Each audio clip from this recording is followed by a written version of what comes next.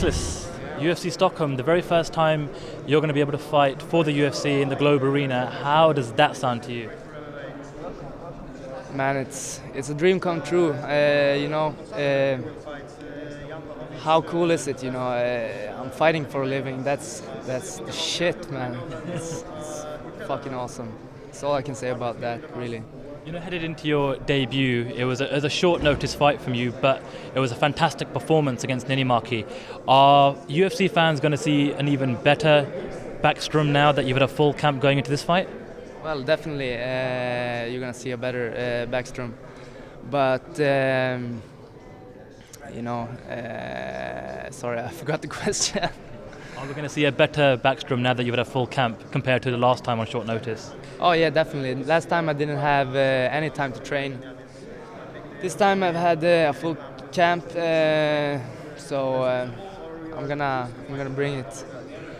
One of the big promotional tools the UFC has used is highlighting the All-Stars camp, highlighting all four of you fighting on this card. Has that provided you with extra motivation to be fighting together and training together even harder as a team to make sure that you all win in front of your home nation?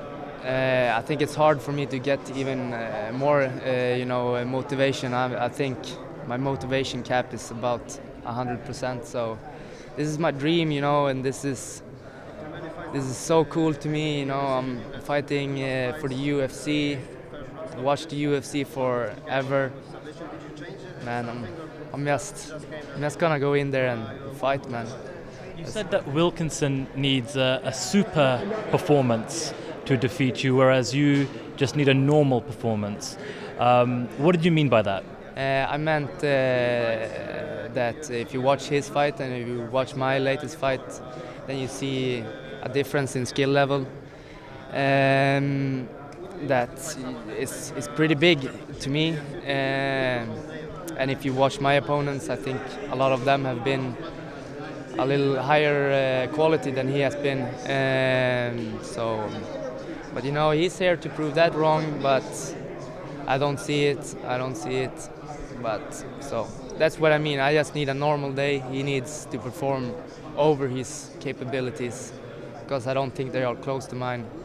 Do you think that there's more pressure on him to fight you with your home nation supporting you in the Globe Arena, or do you feel there's more pressure on you to perform in front of your home crowd? I don't know, and I don't really care. I would say that people probably think that it's more pressure on me because I'm more considered, to be better, and he has like everything to win.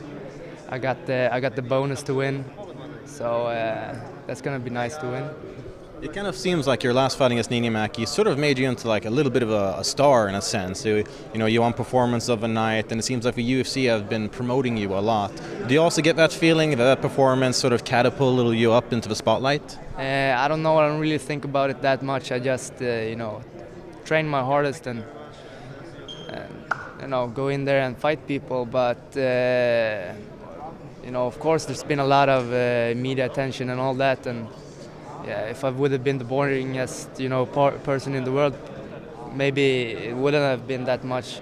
But it's nothing I sit and think about too much. And skill-wise, is there anything that Mike Wilkinson has that you think you need to look out for, something that's a bit dangerous? It's every opponent brings something to the table. What do you feel he brings? I feel he brings, he wants to beat me. He's gonna fight his hardest. He's gonna punch with all his strength. The reason why I'm good is because I take it serious and I'm 100% focused.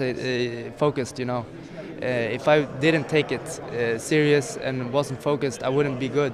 So he's gonna go in there and be super motivated and super focused and dreaming about hitting me in the jaw. So that's what I feel he brings to the fight. So I got to take him serious, You mentioned that you feel like you're a bit better skill-wise, that you're on a bit of a different level, and you beat a very highly ranked opponent last time in Niinimäki. Some people were maybe a little bit surprised that you didn't get a higher ranked opponent this time. Were you also surprised? I don't really get surprised, you know. I take whoever they put in front of me. Of course, I want to fight the best in the world, you know. So the sooner we get that underway, you know, the sooner the better. But whoever they put in front of me, you know, if they wanna keep feeding me, then do that. I don't know. You don't have a problem with it? No, you know, I'm making money. It seems as though Shit before, so you know, it's You owed money to your girlfriend? yeah. I didn't have much money.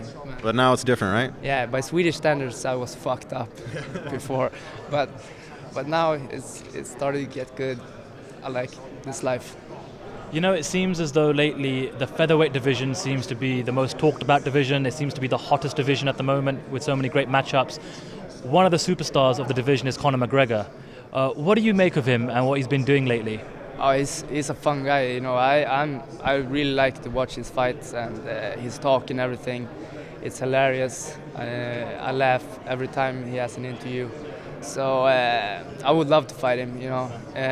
But I kind of feel they know who they put against him. They don't put guys they don't you know that they think are gonna beat him. They put strikers or sluggers, you know.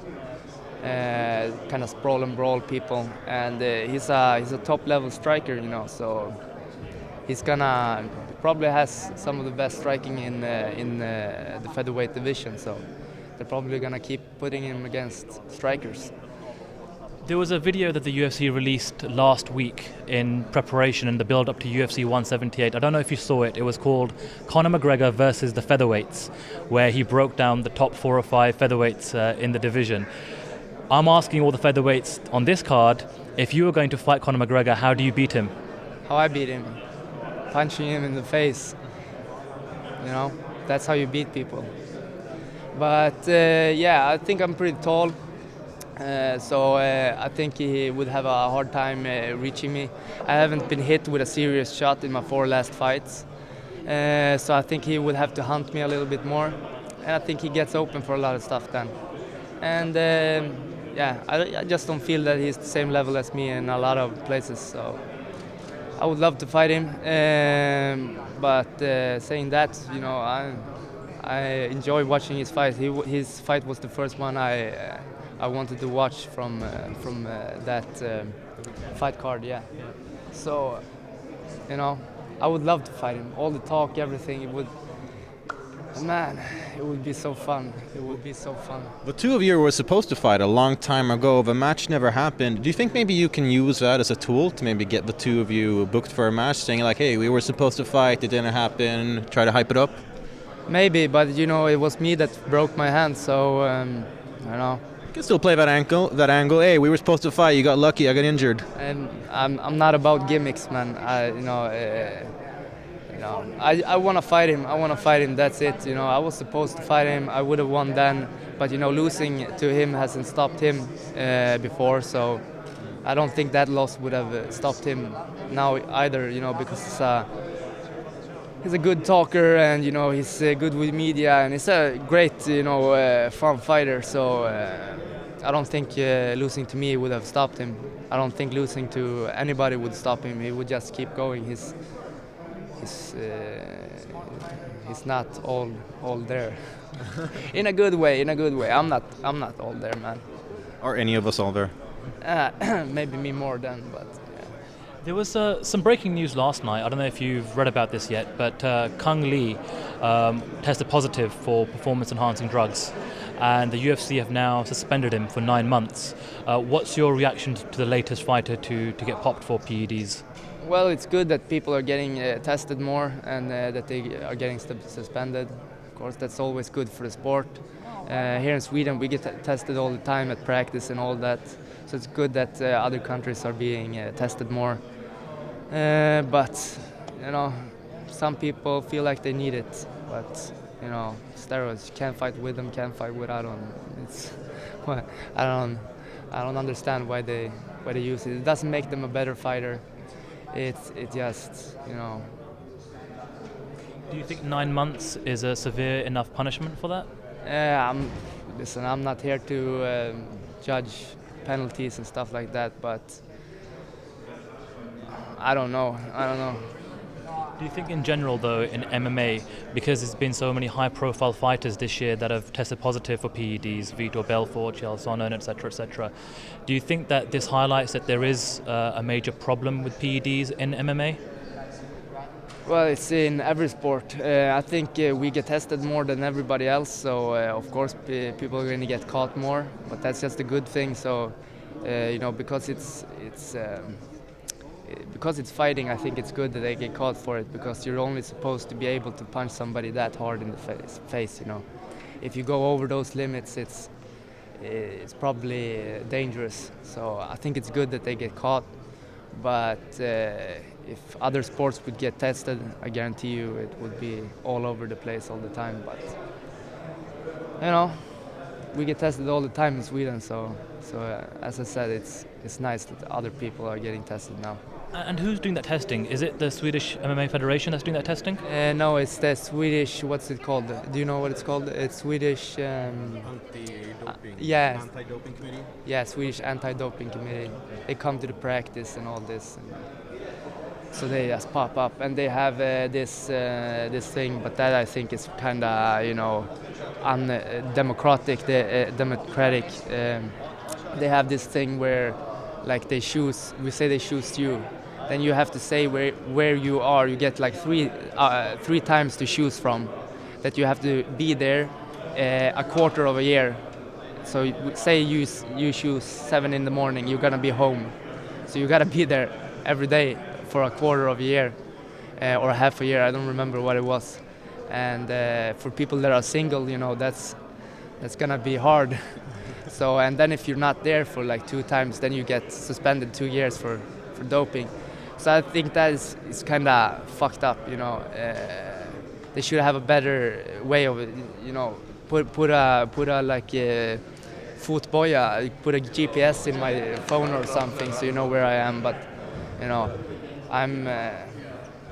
I would have a hard time to say that this is where I'm gonna be for the next half a year. It's gonna be impossible for me, and then a week passes and I'm at another place. I'm gonna forget it. Well, let's wrap up with getting back to your fight. Wilkinson, Saturday night, Globe Arena. How do you win this fight? By punching him in the face repeatedly. So you're looking for a knockout or TKO? Yeah. Or maybe he turns around and I choke him. How many friends do you have coming down from Norrland to see your fight? I don't know, actually. I haven't asked them. I'm pretty, like that when I have a fight, so I don't really pay attention to anything else. So. Good mentality. Thank you.